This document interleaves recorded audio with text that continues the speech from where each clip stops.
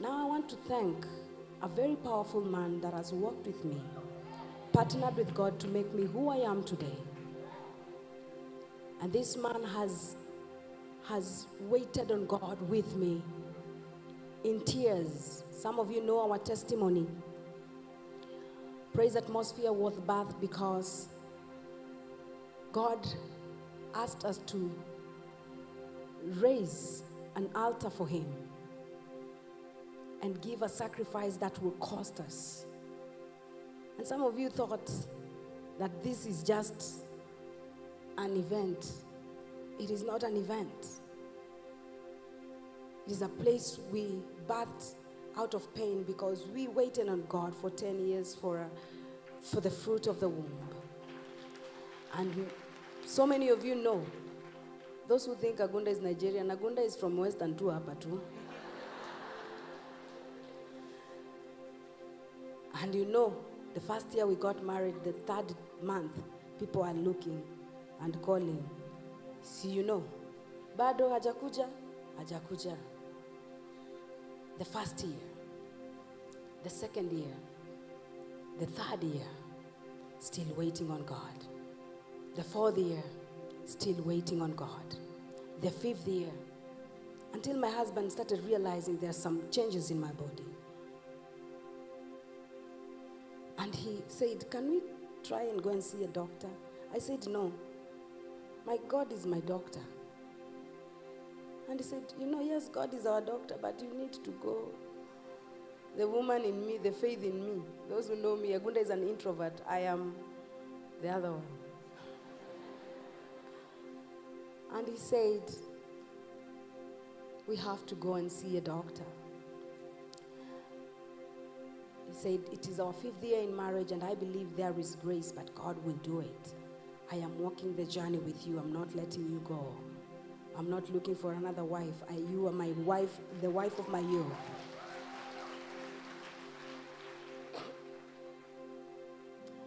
And we started going to see the doctors. And we visited the doctors. Tell your neighbor, visited the doctors. And the women who go to the gynecologist, And my husband used to stand right there, seeing everything. Sometimes I'm so embarrassed, but he says, we are in this journey. I told you we are in this journey together. The 6th year. The 7th year, I told God, this is the number of perfection. Perfect it. I'm still serving you.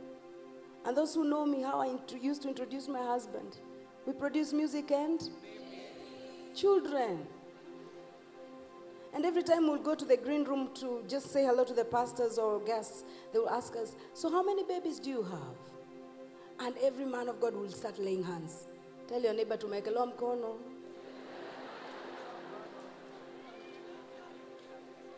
I think even all of you have been praying for us. And the 7th year. And the 8th year, I told God, now, 8 is the number of new beginnings. Something new must be. God, we are still waiting for you. And I will sing Waweza. And I will receive testimonies. While you are ministering, God blessed me with a bouncing baby boy, twins. And I will still sing and go home to an empty house. And on the 9th month, where we live, our neighbor has children, and every morning would hear the boy saying, Daddy, I love you, good day. And the dad will say, bless you, my son, good day. And my husband will be like, hey, I can't wait for us to say goodbye to our son like that. And it will kill me inside. And one morning I woke up and I was so mad at God. And I gave God an ultimatum. And I say, God, I'm going downstairs in my living room. And I went down on my knees. I felt knees is not working. I laid down. It is not working. What should I do, God? And I cried like a crazy woman. I cried. And I told God, you know what? I will never, ever in my life talk to you about children again. This is it.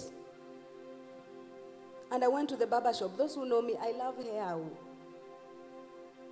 I told the barber, cut my hair. Because the hair is the glory of a woman. There is no glory in me anymore. And I cut my hair. And sometimes I would post on social media and women will go like, I love your new hairstyle.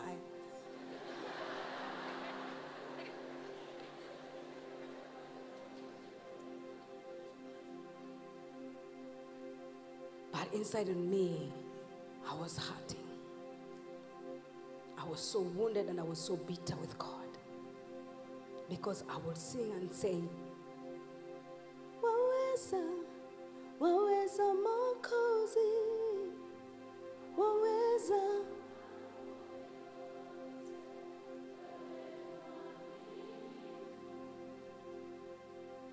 And then I said, okay, God, you are able. Indeed, your word says that you are able to do exceedingly abundantly. You are not doing it for me. Let me sing a new song. Zaidi ya yote, utabaki.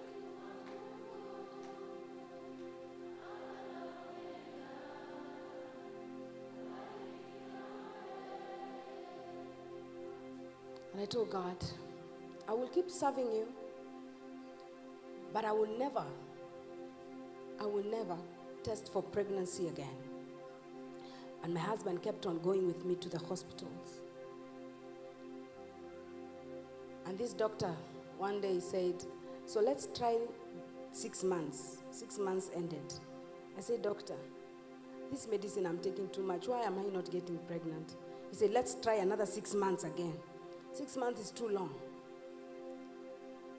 And every time my husband will say that there is grace in waiting. And I'm telling him, which grace? I don't have grace.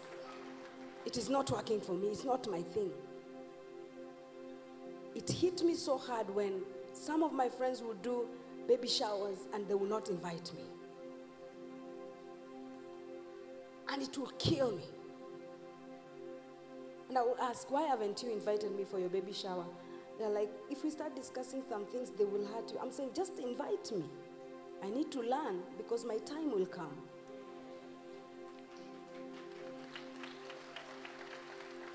And it will kill me.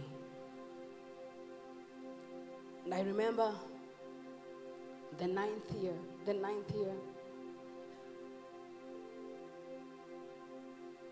in May, we got an invitation to go to Tanzania to minister. But before that, my father-in-law used to call us every time we'd get out of the country to go and minister and pray for us. So this day we went in the evening and he prayed for us. My mother-in-law is in the room tonight. My entire family is here tonight. They have walked the journey with us. And my husband and I, we had agreed that we will never discuss this issue of baby with our families. Because sometimes we would hear things. You know, when you go to the village, you hear things. And so, while we were about to leave the house, as we were putting on our shoes, my husband just turned to his dad and asked him, Daddy, if we get a baby, what should we call the baby? And the dad said, call him Mshindi. And I just looked at him like, why would you talk to dad about this issue? We have never discussed it before. And he said, I don't even know where it came from. And so we traveled to Tanzania. And when we traveled to Tanzania, we came back, and that week, our dad went to be with the Lord.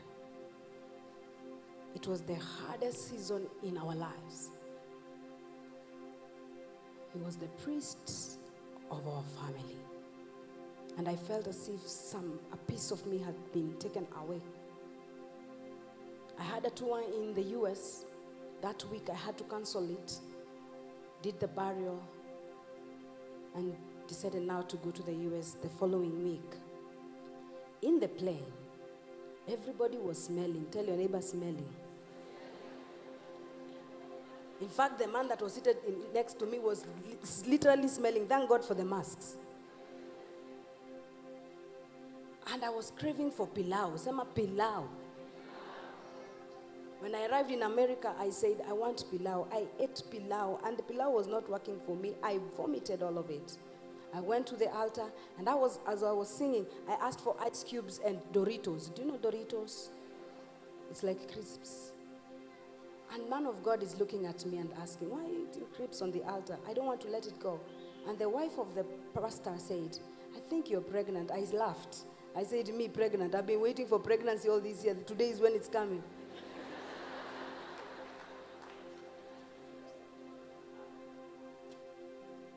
And I didn't want to believe it, because I had tested so many times. And the line always came negative. My friend said, you have to test, because your character is just weird. I said, before I test, I want ugali and skuma in America.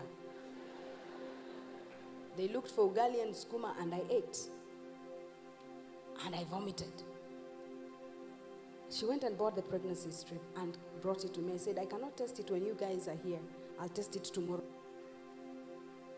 This was something so special to me. The following morning, I went to the bathroom. Just like kawaida, I remembered, they bought that strip. Let me go and try and test. Just try. I tested, and then I just put it up there, because the line was just the pink line. I just put there. And then I continued browsing. I went to the bathroom with my phone, and I was browsing. As I flushed the toilet and I'm about to walk out, I saw a line, a fading line. And I'm like, are you sure? I was so confused until I fell in the bathroom. I was so confused. I took a screenshot and sent to my husband. He was online. 1 second was 10,000 years for me. Hello? Unaona laini hiyo laini? And it's like,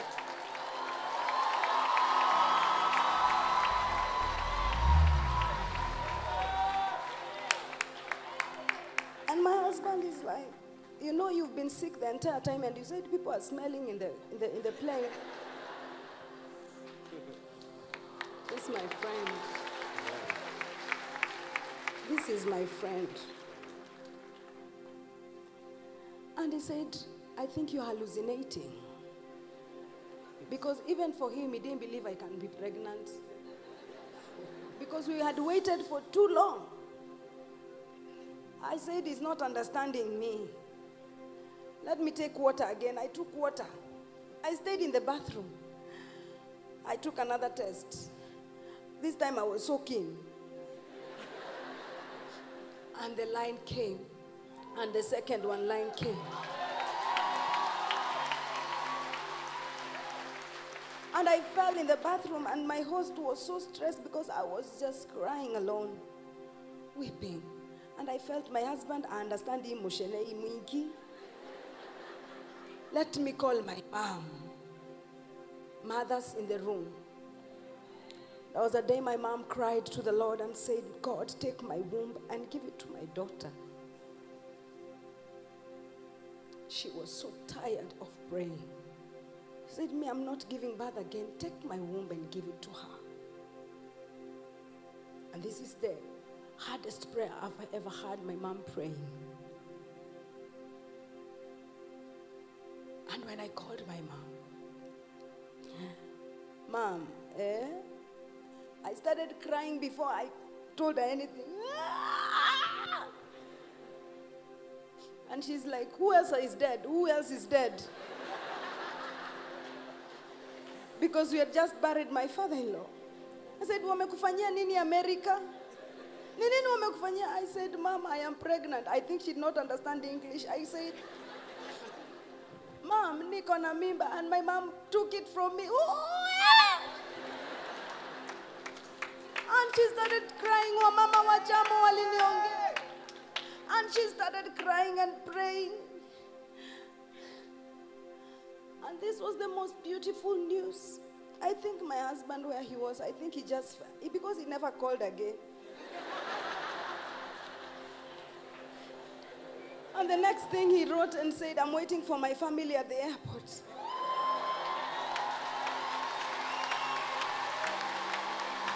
I did not continue with my tour in America. I had to come immediately. Why? Because I did not want people to start saying that he went to get pregnant there. The following day, I was in the next plane. And when I arrived at the airport, my husband was so white. I think he had stayed at the airport the whole night. And I changed my walking style. I was walking like a pregnant woman.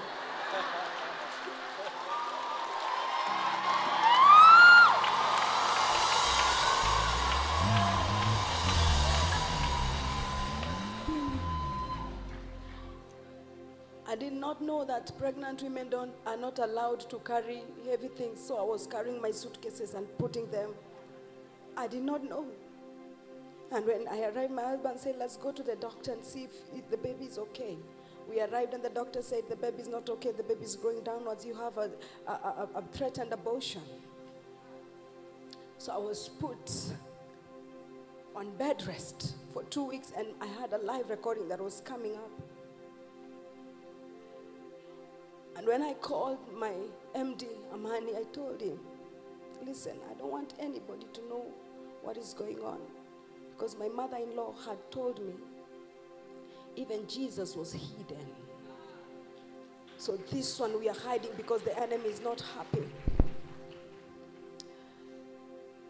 And all team thought I had COVID. And so I stayed in the house for 8 months. If I could hear a guest coming, I would go upstairs quickly, hide. My sister-in-law, Maureen, who has stood with me, my pregnancy journey has been the hardest.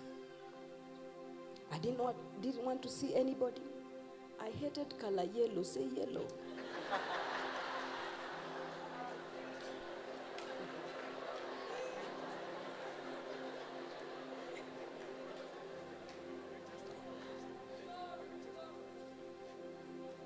And the 9th month, 1 day to our wedding anniversary, Dr. Nyamu says that you are about to give birth. And I was taken to the hospital and the labor ward. For 8 hours I labored. It was the hardest. I don't know, those who have 10 children.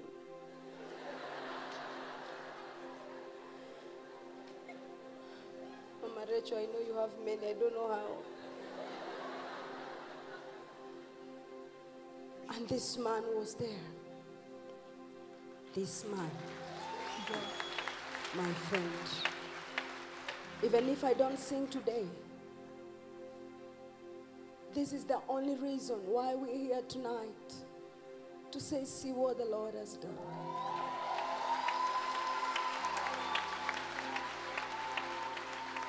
And Dr. Nyamu says the baby is not okay.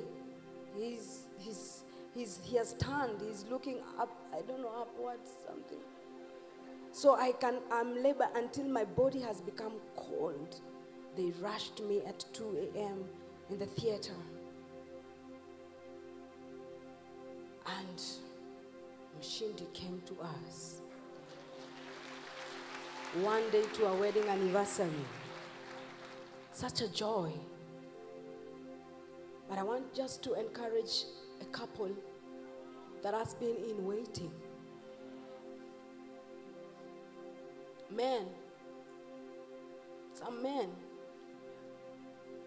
leave their wives because of this. This man, you are my friend.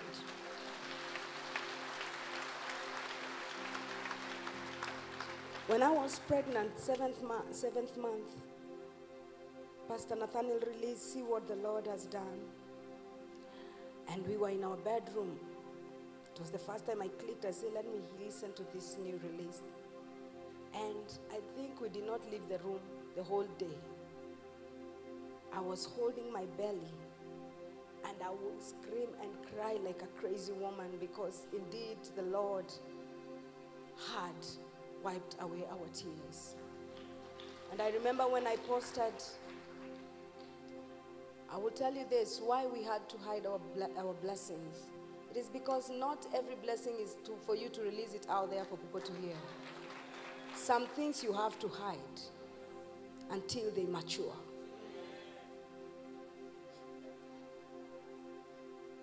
Is there a couple who is trusting God for a fruit of the womb here? Is there a couple? Is there someone? If you're there, stand up. I see so many of you.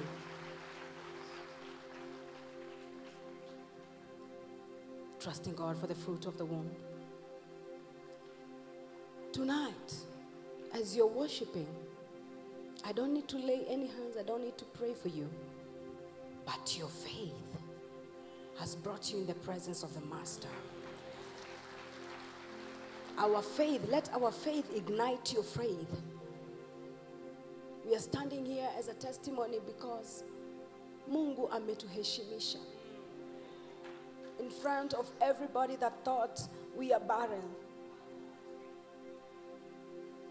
You might be barren in your business, it's not growing. I don't know where there is barrenness and drought in your life, but fruitfulness is coming. Like a tree that has been cut and seems as if it will never grow again. It will still tachipuka tena. Tonight, let there be something peculiar that will happen in your life. Honey, thank you. Thank you for loving me. You're the best husband in the entire world.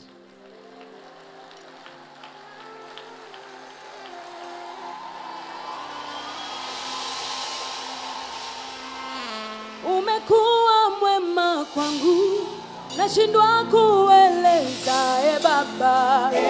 Bwana, Bwana. Umekuwa mwema kwangu, nashindwa kueleza, Baba.